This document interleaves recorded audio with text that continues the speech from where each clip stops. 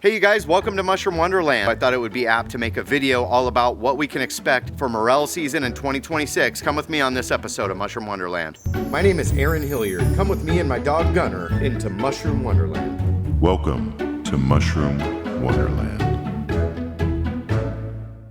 Morels are one of America's favorite foraged mushrooms. It is one of the most popular mushrooms and they come out in the spring. And morels are already starting to pop up. It depends on where you are and what your climate is like, but morels can be found already popping up. Yesterday, I saw a report on Facebook of somebody finding a morel, so it inspired me to head out to one of my spots in search of morels. Come with me to see what I found today, March 2nd, 2026.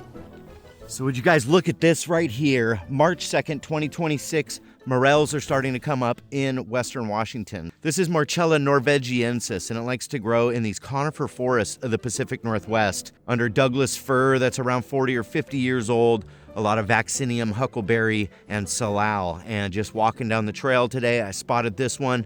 No doubt there's more out here and more to come. So this mild winter is paying off. The groundhog was wrong. The next place that I'm going to go is to look in the riparian zones. So riparian zones are areas in wetlands or alongside rivers, and here in Washington and the Northwest and all the way down into California, cottonwood or black cottonwood is kind of the main tree that grow in these riparian zones that a lot of these ectomycorrhizal type Morchella species grow in. I'll start looking in these riparian zones as early as the beginning of April. Typically, the first morel type mushrooms that come out in the spring are going to be the false morels or gyromitra, like Gyromitra esculenta.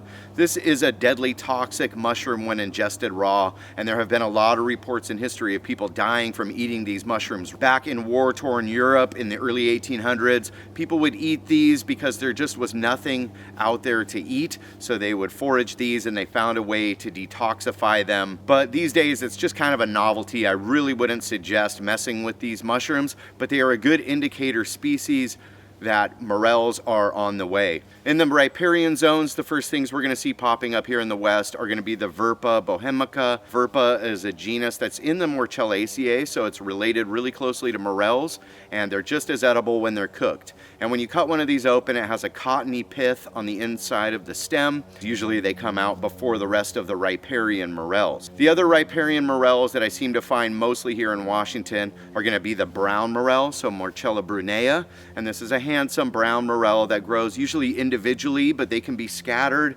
and pretty gregarious, meaning that you can find quite a few of them and they can grow pretty dang big, and they associate directly with the cottonwood trees here. In the riparian zones, I also find a lot of half-free morels. So these are just as good as any other morel. They have the wrinkled pits and grooves in the cap just like a normal morel. These are an excellent mushroom. In fact, I think half-free morels are up there in my top 3 morels to eat. And sometimes in these riparian zones, you can find them in really good abundance. The half-free morel's cap kind of dangles over the stem, whereas in all of the other morel species, the cap actually attaches to the stem, so it's got one singular cavity inside of the mushroom.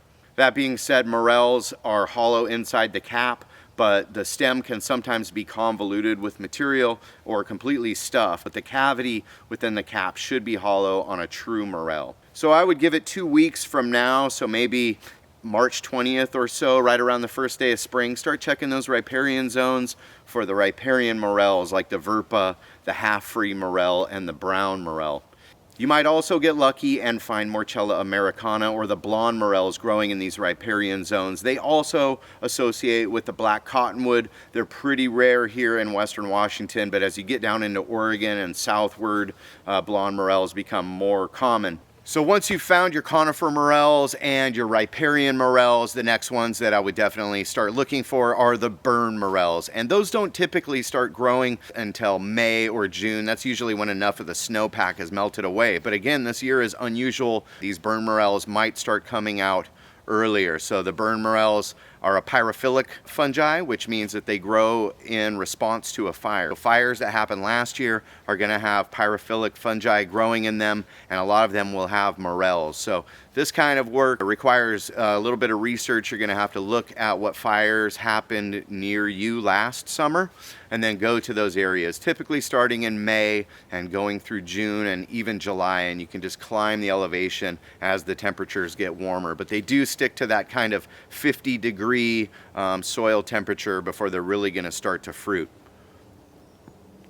Now, once I think I know something for sure about mushrooms, they always seem to prove me wrong. And a couple of years ago, there was a west side burn, a forest fire that happened in western Washington that was down near sea level, and started finding all kinds of morels, a whole bunch of different fire species growing in March. So it's not too early if you have a lowland burn to go start checking those areas. Burn morel hunting is so fun.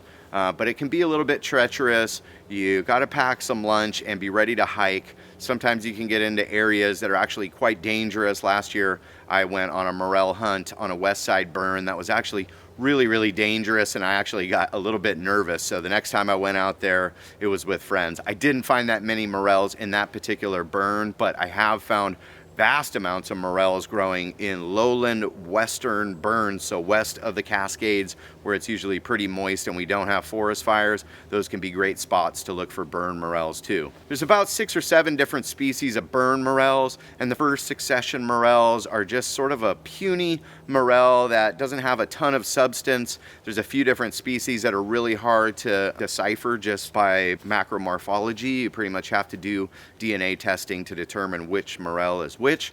But that being said, they call these ones blacks or conicas, and these are just burn associated morels that can grow in big clusters. They're really fun to gather. Then comes the second succession burn morel, which is called Morchella exuberans, and this is a much hardier, thicker morel. Sometimes they're called greenies or pickles because when they're young, they're just super thick and they have a greenish hue to them. Right around the same time when the exuberans is starting to come up in those burns, usually late May and into June, we will start seeing the Morchella tomentosa, or the gray morel, which some people hold in regard as the best burn morel that you can find. It's a really thick morel. It starts out dark brown or gray colored. Even the stem can be dark brown, but as they grow and get really mature, they can actually turn blonde and look like big corn cobs sticking out of the cinder. And these are really great ones to find, but they're usually the last succession of burn morel, so those are kind of the last ones that we see come out. You can start looking in the conifer forest for the Morchella norvegiensis and these natural morels that associate with our conifer trees. And in just a little while, go start checking those riparian zones. Who knows, you might be the first report in the West to find a morel in the riparian zone. So it's probably not too early to go start looking today, but you can find the verpa, the half-free morel, the brown morel, Morchella brunea, or the blonde morel, Morchella americana, growing in those riparian zones.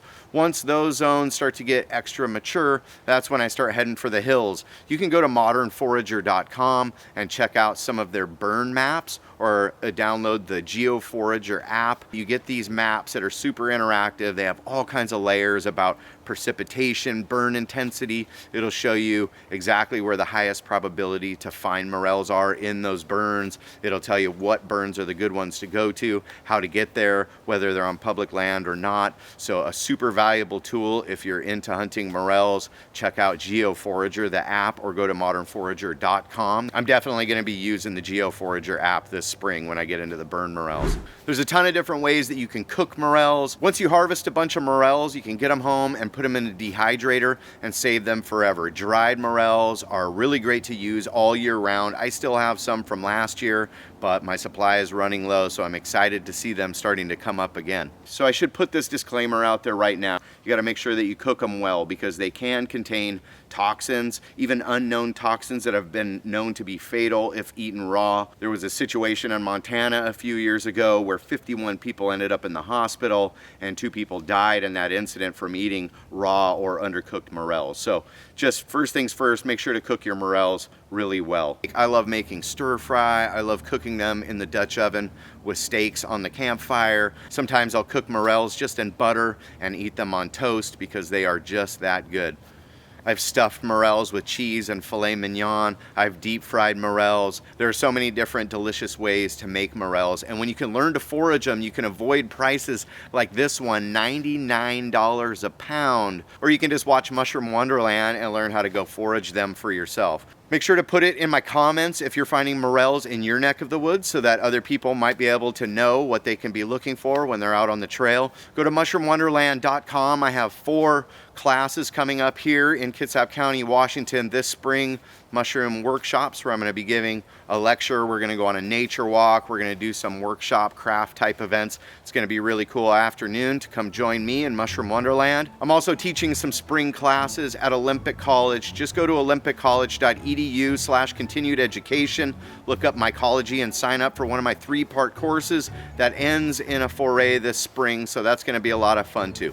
Lots going on. Excited for the mushroom year of 2026. This is going to be the year. So thanks for joining me on Mushroom Wonderland.